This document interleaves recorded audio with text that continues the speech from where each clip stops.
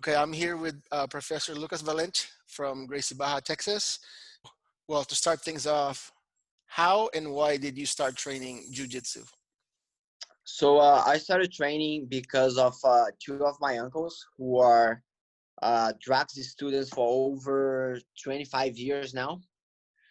When I was born, they were already Drax student. They were actually almost close to black belt at the time, actually. So when I was born, I was already involved with Gracie Barra, Belo Horizonte. That is my hometown gym, right? That is the first gym of Professor Raculino. And I already had, since a very young age, I already had contact with all the people from the gym and Drac himself, and that's how I started. Right, and one of those uncles is still your trainer, right? Professor Dan? Yes. Yeah, yeah. Well, you've got a very unique game. How did you develop your game? Man, I believe my game was the mix up of all the amazing professors that I had alongside my journey. All of them, of course, under Professor Drac,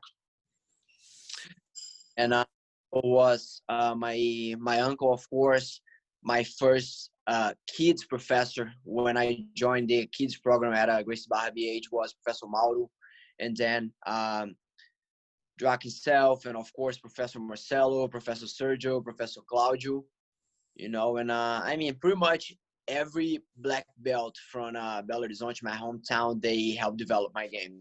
What did they call that school? Belo Horizonte is legendary, producing greats like Professor Romulo, oh my God, Samuel Braga, and all of those other tough guys. Yes. What do they call it? Faixa de Gaza? I don't know how to pronounce it. Yes. I'm pretty sure I butchered the pronunciation. No, that's it. Faixa de Gaza. Faixa de Gaza. So when did you realize so you started early. Yeah. When did you realize you were truly passionate about jiu-jitsu? Jeff, to be honest, I don't remember a day in my life that I wasn't passionate about jiu-jitsu. Wow. That was my childhood dream, to be a professional jiu-jitsu fighter. And I actually wanted to be a jiu-jitsu fighter and a superhero, but then I realized I couldn't be a superhero, so I was just a jiu-jitsu fighter. Right. Well, we always say jiu-jitsu is like a superpower, especially if you get in a fight with someone who hasn't trained before. It's like Yeah. it is like a superpower. So yeah, that's the next closest thing to being a superhero, right? Yeah. You have been competing at the highest levels for some time now. How does competing at black belt compared to competing at the lower belts? Jeff, I always try to think long term, and I believe that everything you do on the lower belts, they build you up to be they build you up to who you're gonna be when you become a black belt. So um I believe that the black belt is the sum of everything you did until then. Yeah, great answer. Well, at your level, everyone you face is high level, especially your super fights. How do you prepare yourself mentally for them? Jeff, I trust in my preparation. I I train insanely hard. I prepare myself insanely hard in every aspect of the game, both mentally, physically, and technically. So I just know I'm ready for anything. That's amazing. I've rolled with you so many times. I know, I know what you mean.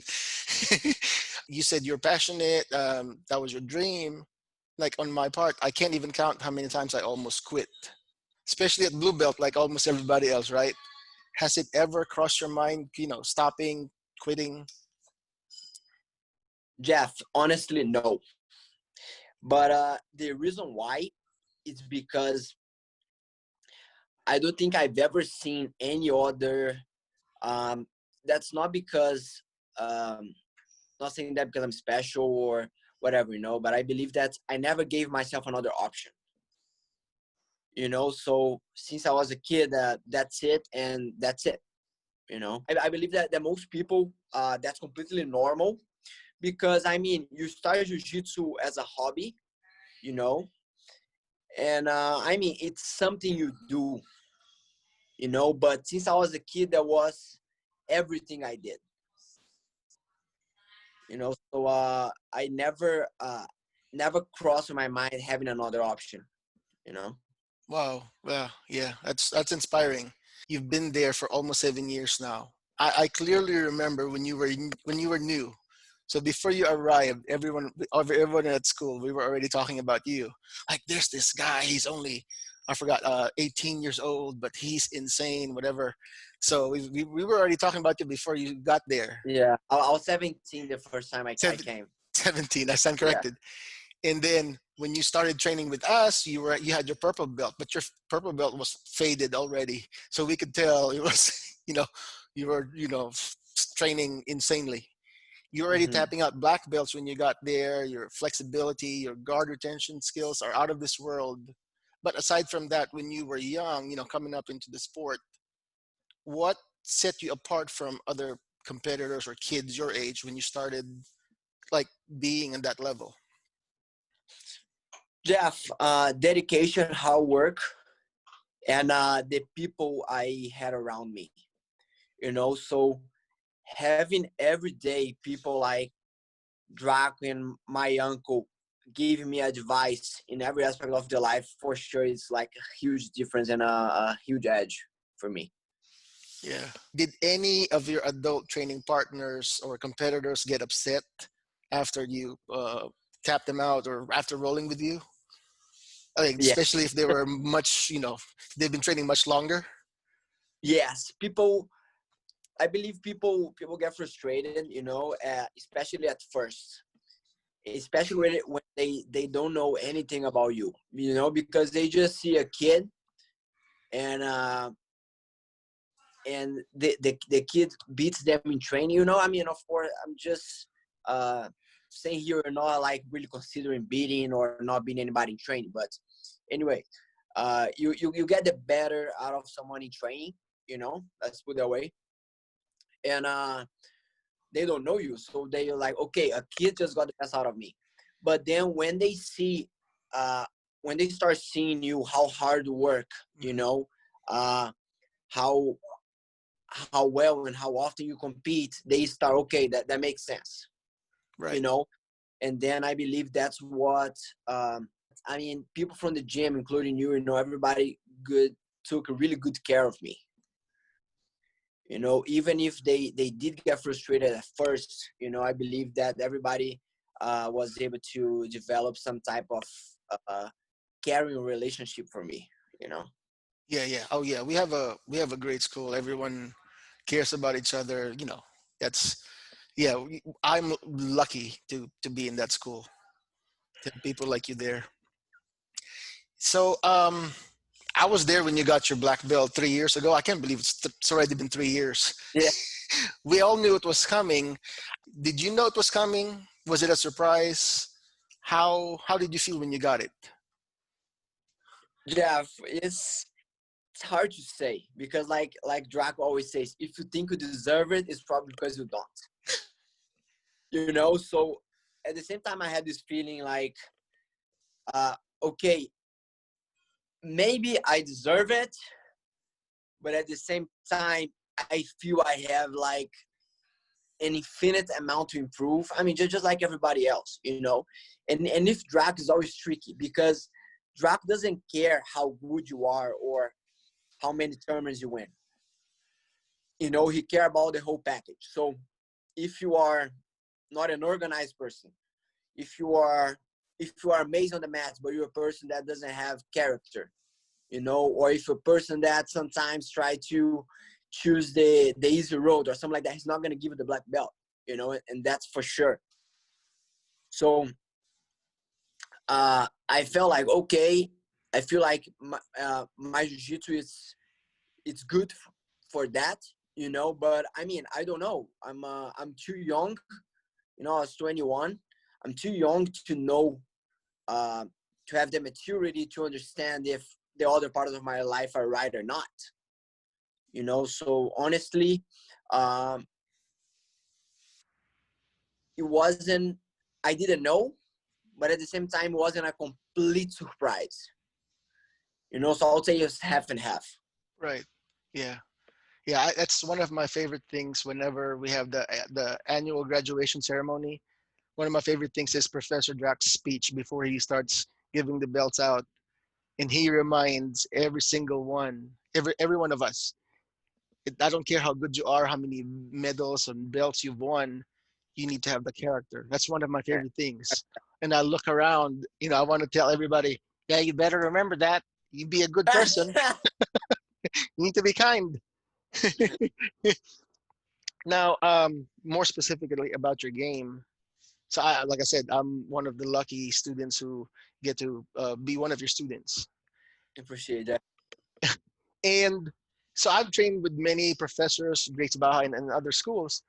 Your finishing details especially are unique and different and innovative, just like your collar choke from the back, the way you put it on the side. I don't want to give secrets right now. But did you like is that part of your game? Do you like change details, modify? Is that do you do that on purpose? Yes. So I believe that one thing that differs me from most competitors, I like to study. I like to understand things. So people have this idea that, okay, once you get your black belt, you're a competitor, you just got to train hard. But as cliche as it sounds, you need to train hard, but you also need to train extremely smart. So I like to understand everything. I like to understand the details of the positions, why something works, why something doesn't work, why did it work this time, it didn't work the other time. And that you've seen like me after training, I always go to the people I train and ask, hey, what did you feel in that situation? Why wasn't I able to do this? Why wasn't I able to do that? Because it's not just go and grind. I like to understand things. I like to, and by understand things, I can adapt more to my game. I can fix little gaps, and also I can help our students do the same. Right. I remember so a couple of times you mentioned you don't like using strength until you need it. So your techniques that you've shown don't require a lot of strength. Is that like on purpose? Yeah. So I got transferred. Let's put it that way. I got transferred to the adults class, and when I say adults, at that time we didn't have fundamentals or advanced anything. So in BH was like the adults class was like black belt competitors just killing each other. Yeah. So I got transferred to that class when I was 12 years old. 12. Yeah, from the kids program to the adults program. So, I mean, of course, I wasn't faster than anyone. I wasn't stronger than anyone, and I wasn't better than anyone. So I mean, what can I do? And my only answer was to learn technique, because I wouldn't be stronger than any of them until I was 18, maybe after 20, whatever.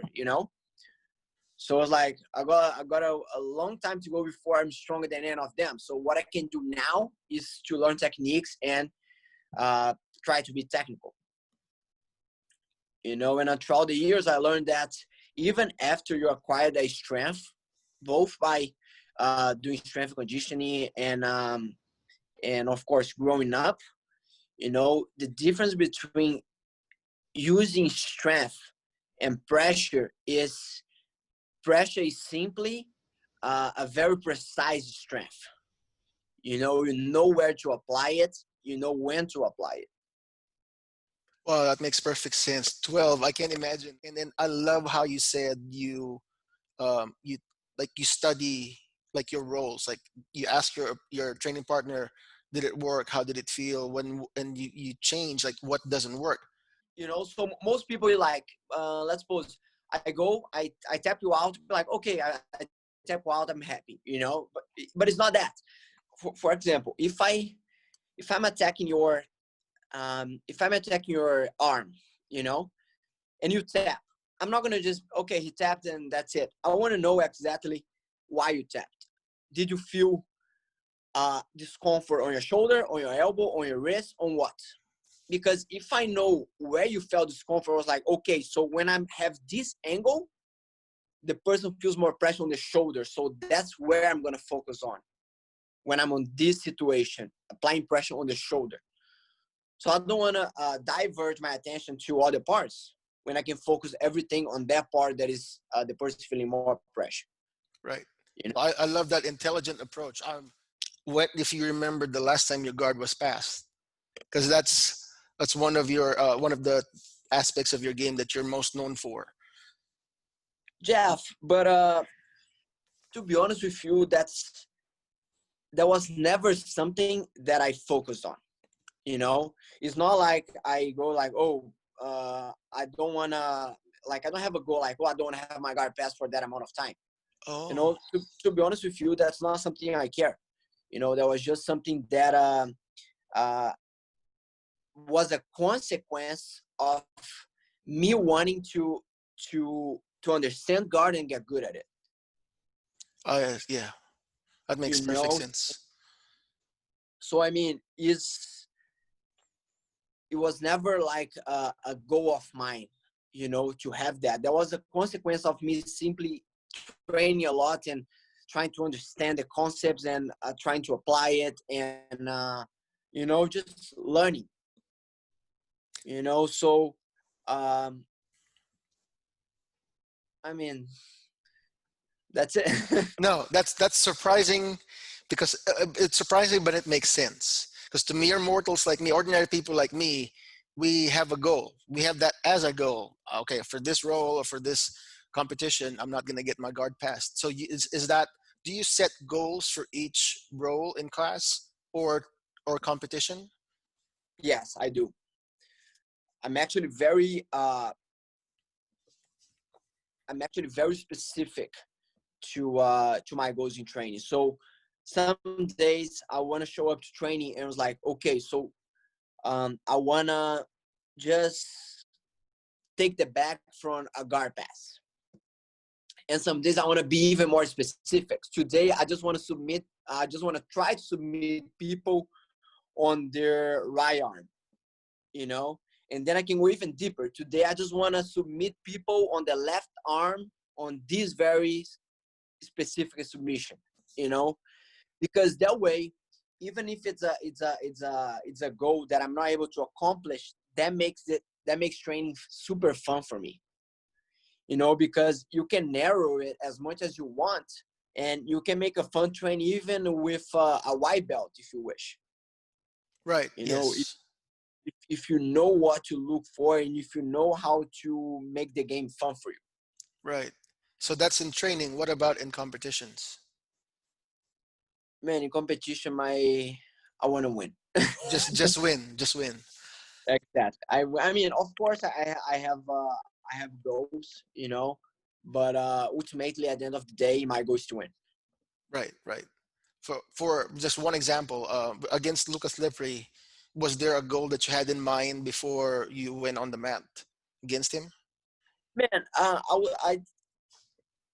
I'm not sure it's the same thing, but I do have a game plan, Game plan. you know.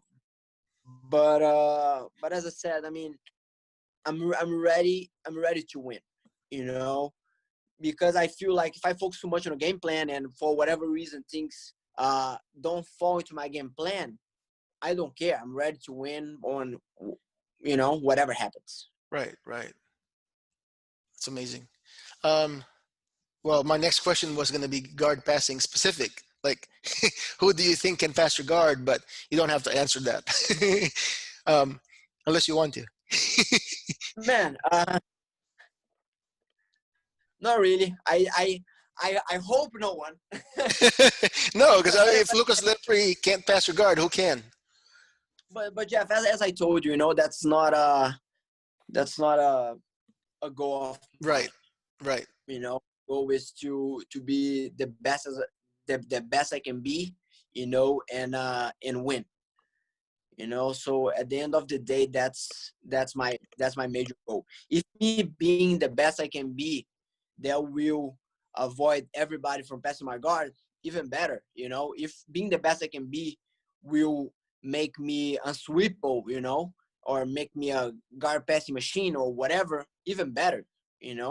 But that's not my. Those are not specific goals of mine. Right, right. I get it. Wow. Yeah. So winding down, I have like just 3 questions left. I know you have to get ready for a class soon. Who is on your list of competitors you'd like to fight next? Jeff, one more time, I'm not very specific about that. I have my competition goals, and my wish is to fight whoever is in front of me for those goals. Yeah. So I think that's the answer for me. It's plain simple. I can't wait until things go back to normal because you're already there and then no more tournaments. It's frustrating, I bet. What are your long-term plans? Long-term plans, be a Hall of Famer in Jiu-Jitsu, be a professor as successful as Drac, and overall just be a great human being. I do want to be one of the greatest of all times, and I think getting to the Hall of Fame will definitely put me there. And man, follow God's plan for my life. I mean, I can tell you, you're well on your way there, even at such a young age. I've known you almost 7 years now, and all those 3 things, 4 things, I can tell you, you're on a good path. You're well on your way there. um, I hope so. Anything you want to say or anyone you want to thank? Man, I want to first thank you for the interview. Thanks. I want to thank everybody who is those who are really with me, Gracie Barra BH, Gracie Barra Texas, all my sponsors, my uncle, my master Draculino, all my professors throughout the years, and all my teammates, and God, of course.